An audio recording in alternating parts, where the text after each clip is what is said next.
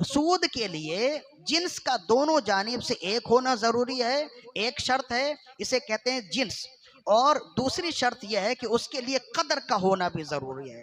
قدر کیا چیز ہے؟ اب اسے آسانی کے ساتھ سمجھ لیجئے کہ ہم جو چیز خرید و فروخت کرتے ہیں، لیتے دیتے ہیں نا، تو بعض چیزیں آپ تول کر لیتے ہیں، جیسے گندم ہے، آٹا ہے، دالیں ہیں، چینی ہے، چاول ہے، یہ آپ تول کر لیتے ہیں نا، تو اسے کہتے ہیں یہ چیز ہے وزنی، وزن کر کے لیتے ہیں اسے۔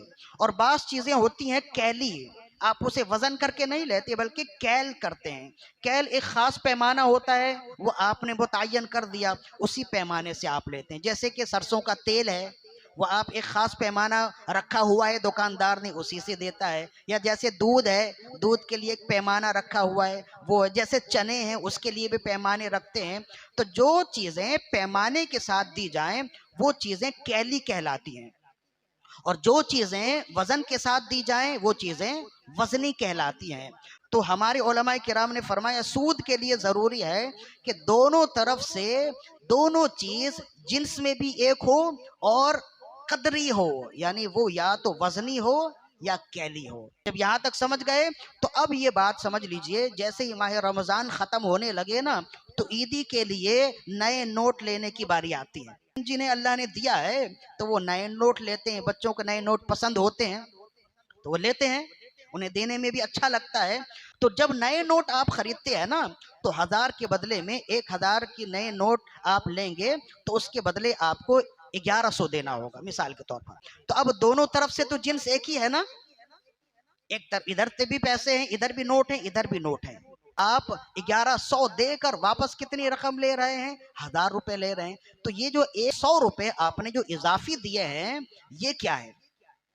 تو اس پر جو ہے نا ہمارے علماء کرام نے اکثر بہت ہی قیل و قال کیے۔ اہل سنت و جماعت کے نزدیک پیسوں میں اضافہ سے لینا دینا یہ جائز ہے، یعنی 1000 روپے کی گڈی آپ 1500 میں لیتے ہیں تو یہ جائز ہے، 1000 روپے کی گڈی اگر آپ 1200 میں لیتے ہیں وہ بھی جائز ہے۔